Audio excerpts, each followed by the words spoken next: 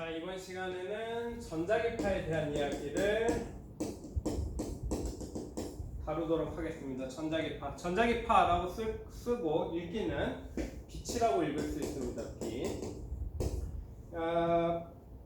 그 맥스웰 시절만 해도 이 전자기파와 빛을 같은 녀석이다라고 생각하지 못하던 시절이 있었습니다. 전자기파와 빛을 구별지어서 생각하던 시절이 있었는데 아인슈타인이 특수상대성 이론의 가정에서 전자기파가 빛이다라는 대담한 가정을 한 이후에는 이 두 가지가 같은 것으로 현재는 사용되고 있습니다.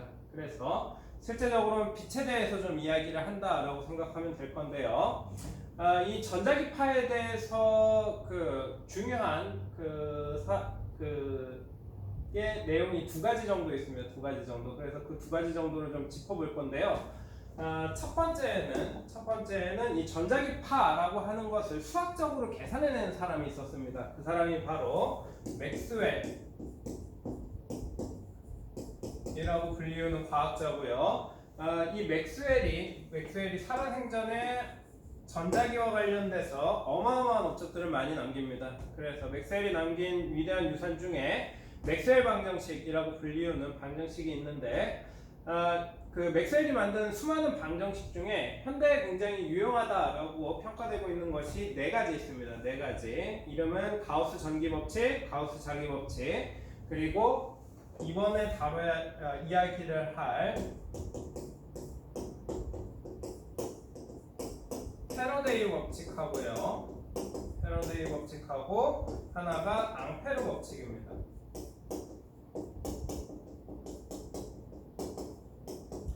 이 패러데이 법칙과 앙페르 법칙은 우리 전기와 자기 파트에서 이미 다루었던 녀석들인데요.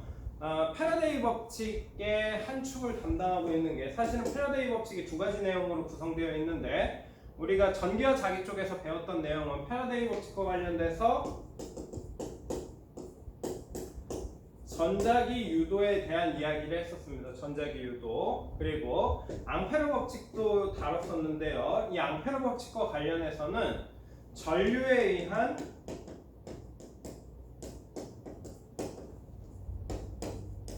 자기장에 대한 이야기를 했었습니다. 전류에 의한 자기장. 이 두 가지 모두 다루고 있는 두 가지 대상이 있는데요. 이 전자기 유도라고 하는 현상은 자기장과 관련돼서 전기장이 어떻게 형성되는지, 우리는 전기장이라고 안 하고 기전력을 이용해서 이야기를 했었는데 이 전기장이 어떻게 형성되는지에 대한 이야기라면 전류에 의한 자기장은 이 전기장이라고 하는 녀석이 자기장에 어떤 영향을 주고 있는지를 살피는 겁니다. 그러다 보니 이 두 가지 영역은 패러데이의 법칙이나 앙페르 법칙은 수학적인 대칭성을 지니고 있는데요. 이 수학적인 대칭성을 풀면 두 가지 결론에 도달합니다. 그게 첫 번째가 전기장의 파동 방정식이고요. 두 번째는 자기장의 파동 방정식입니다. 그래서 이 두 가지 법칙을 수학적으로 좀 풀면 전기장에 대해서 어떤 파동적인 특성을 가지고 있더라. 그리고 또 하나는 자기장에 대해서도 어떤 파동적인 성질을 가지고 있더라라는 것을 확인할 수 있고, 이 파동 방정식에서 등장하는 물리량들을 이용해서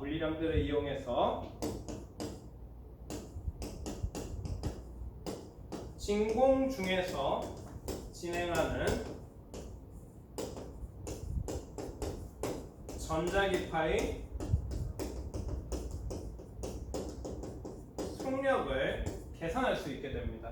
그래서 우리가 현재 쓰고 있는 C 대략 30만 km/s에 근접하는 어떠한 속력을 계산할 수 있게 된다라고 보면 돼요. 그래서 맥스웰 방정식에 의한 결론은, 전자기파와 관련된 중요한 결론은 수학적으로 속력을 계산할 수 있게 된다라는 것이 있고요.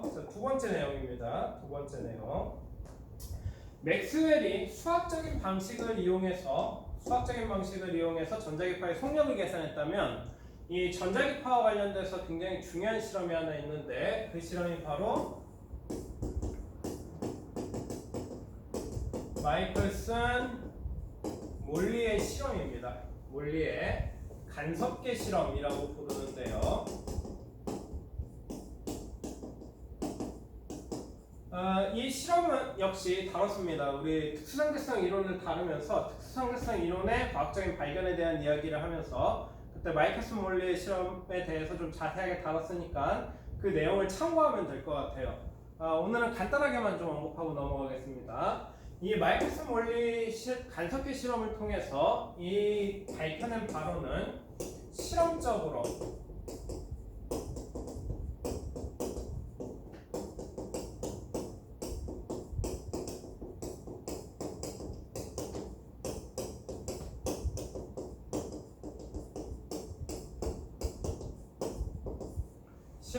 빛의 속력이 일정하다라는 사실을 밝혀낸 겁니다. 이것이 이 두 가지 내용이 맥스웰 방정식에 의한 수학적인 계산과 마이클슨 몰리 실험에 의해서 이제 실험적으로 증명된 내용이 굉장히 중요한데요.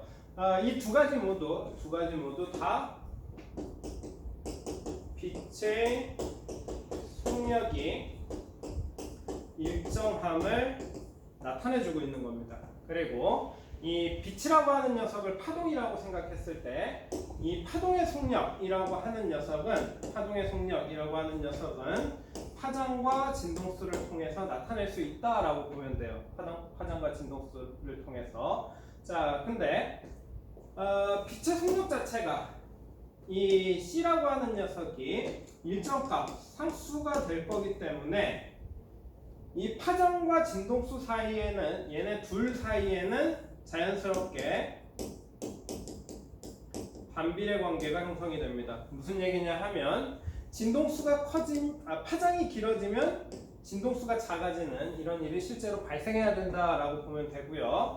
진동수라고 하는 녀석을 파장에 대해서 표현할 수 있게 됩니다. 또 하나 파장이라고 하는 녀석을 역시 마찬가지로 진동수에 대해서 이런 식으로 표현할 수 있다라고 보면 돼요.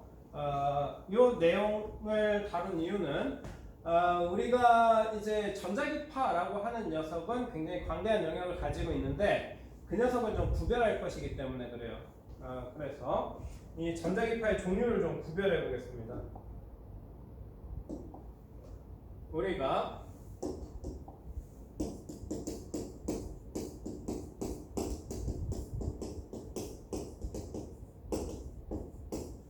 전자기파의 종류를 구별한다라고 했을 때 어떤 녀석을 나누기 위해서 기준이 필요한데요. 빛의 특성을 두 가지 기준에 따라서 나눌 수 있습니다. 첫 번째는 진동수 기준에 따라서 나눌 수 있고요. 또 한 가지는 파장을 기준으로 해서 나눌 수 있습니다. 진동수 기준이나 파장 기준으로 나눌 수 있는데 진동수가 파장을 결정하고 파장이 진동수를 결정하다 보니까 사실 두 가지는 서로 대칭적으로 나타나는 형태가 될 거예요. 그래서 이 전자기파의 종류를 나눌 때 저는 그냥 진동수를 기준으로 나누도록 하겠습니다. 진동수를 기준으로 나누는 게 나중에 에너지에 대한 이야기를 할 때 그것이 조금 유리하다라고 보면 돼요. 그래서 진동수 기준으로 전자기파를 나눠 봤을 때 위쪽으로 갈수록 진동수가 큰 녀석이다 라고 보면 될 거예요. 위쪽으로 갈수록 진동수가 큰 녀석이고 아래쪽으로 갈수록 진동수가 작은 영역이다 라고 생각하면 될 것 같습니다. 자, 그렇게 되면 전자기파의 종류를 실제로 나눠보면 진동수 영역대가 가장 큰 영역대를 우리는 감마선이라고 부르고 있어요. 감마선. 자, 그리고 두 번째, 이 감마선보다 진동수 영역대가 작은 영역을 X선이라고 부르고 있습니다. X선. 그리고 이 X선보다 진동수 영역대가 조금 더 낮은 영역대를 우리는 자외선이라고 불러요.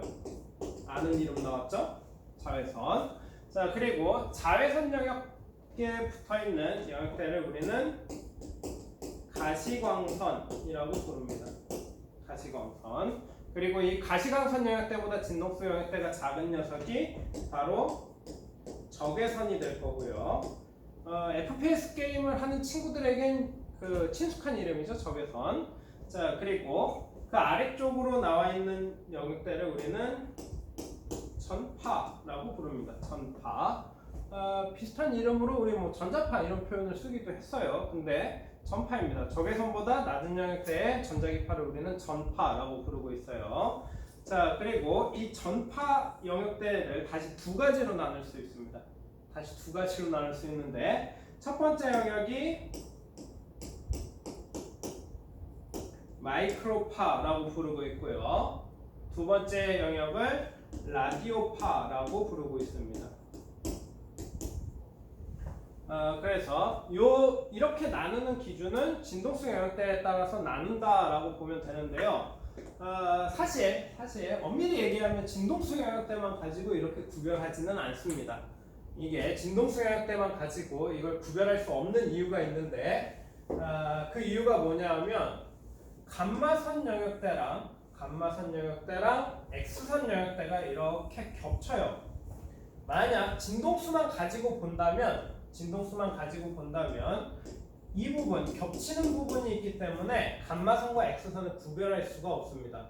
대체적으로 감마선이 진동수가 더 큰 영역이 있지만 진동수만 가지고는 저 둘을 구별할 수 없다라고 보면 돼요. 그래서 실제적으로 감마선과 X선을 구별하는 방법이 있는데요. 이 두 가지를 구별하는 방법은 전자기파를 어떻게 만드는가, 전자기파가 어디서부터 튀어나오는가를 통해서 구별을 할 겁니다. 그래서 사실 감마선이라고 하는 녀석은 주로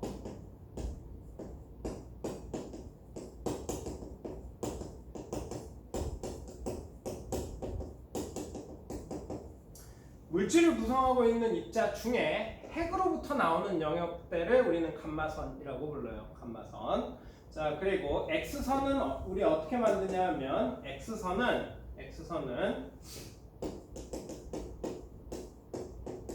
전자의 에너지로부터 나오는 빛을 우리는 X선이라고 부르고 있습니다. 그래서 진동수 영역대에 따라서 이렇게 배열은 했지만 이 두 가지 X선과 감마선의 경우에는 진동수 영역대가 아니라 다른 구분 기준이 있다라는 것을 기억하면 될 겁니다. 그래서 첫 번째 그 전자기파에 대한 이야기는 전자기파를 나누는 것까지만 하겠어요. 전자기파를 나누는 것. 자, 그래서 전자기파의 진동수 영역에 따라서 이야기를 하면 감마선, X선, 자외선, 가시광선, 적외선, 그리고 전파 영역으로 나눌 수 있고, 전파 영역은 다시 마이크로파와 라디오파로 나뉜다라고 이야기할 수 있으면 될 것 같습니다. 자, 여기에다가 아까 전에 했던 이 내용을 좀 붙일 거예요. 이 내용을 간단한 겁니다. 간단한 거. 무슨 얘기냐 하면 진동수가 커지고 싶다라는 거예요. 진동수가 커지고 싶다면 역시 이쪽도 커져야 되겠죠? 여기가 커지기 위해선 이 파장이 줄어들어야 될 겁니다. 이 얘기를 뒤에 있는 내용에다가 붙이면 진동수 영역대가 가장 큰 영역이 지금 감마선 영역대죠? 그래서 진동수 영역이 크다라는 얘기는 바꿔 얘기하면 파장은 짧다라고 얘기할 수 있겠네요. 파장은 짧다. 자, 그리고 진동수 영역이 작다라는 얘기는 상대적으로 파장이 길어진다라고 얘기할 수 있습니다. 그래서 위쪽으로 갈수록 진동수는 커지지만 파장은 짧아진다. 그리고 아래쪽으로 갈수록 진동수는 작아지지만 파장은 커진다라고 얘기할 수 있고요. 이거는 뒤쪽에서 할 얘기인데요. 이 진동수 영역대로 나누는 이유까지만 설명하고 좀 마치겠습니다.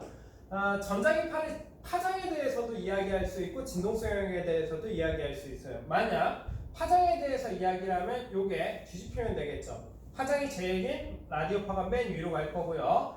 파장이 제일 짧은 감마선이 맨 아래로 내려올 겁니다. 자, 그럼에도 불구하고 굳이 진동수 영역대로 나눈 이유는 뭐냐면 이 진동수가 결정하는 요소 중에 진동수가 결정하는 요소 중에 빛의 에너지가 있어요. 에너지. 그래서 진동수가 커진다라는 얘기를 바꿔 얘기하면 빛의 에너지가 커진다라고 얘기할 수도 있습니다. 그래서 이 순서대로 나누는 것이 빛을 진동수에 대해서 나눈다라고 얘기할 수도 있고, 또 하나 빛이 가진 에너지에 대해서 나눈다라고 얘기할 수도 있다라고 보면 돼요. 그래서 빛의 그 물리에서는 이 에너지라고 하는 것을 굉장히 중요하게 다루기 때문에 에너지와 조금 더 밀접한 관련이 있는 진동수 형태로 이렇게 빛을 좀 구별해 봤습니다. 자, 그러면 다음에는 각각의 영역에 대해서 좀 자세하게 좀 다뤄볼게요.